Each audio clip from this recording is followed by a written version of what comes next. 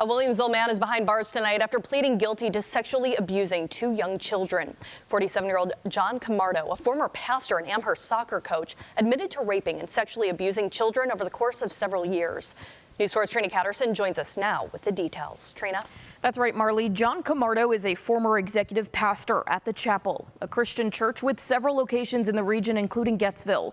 He was also a coach and referee with the Amherst Soccer Association.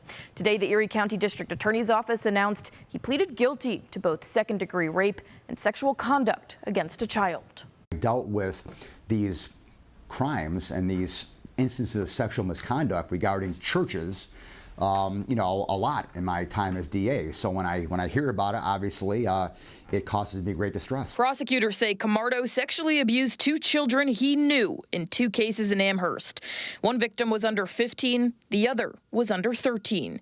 The abuse allegedly occurred from April of 2024 through June of this year. These are extremely difficult cases to prove. Former Erie County District Attorney John Flynn says there are a number of factors why that's true, but the biggest one is the case involving young children, and making them testify can be difficult. You have to balance both of them. You have to balance the victim's comfortableness and your penchant for putting this guy away for the rest of his life. Camardo is a former executive pastor at the Chapel. News 4 obtained a lengthy message sent to parishioners by church leadership, which says, quote, "Even though our understanding was that this was not a specific issue related to the ministry venues or campuses of the Chapel, we proactively contacted the Amherst Police Department." We have seen how this has hurt the Catholic diocese and the Catholic Church when it comes to being forthcoming about these instances and about, cooperating. And so, it just shows that they wanted to get ahead of the game here and cooperate. The Chapel says upon learning of the case against Camardo, he was placed on administrative leave.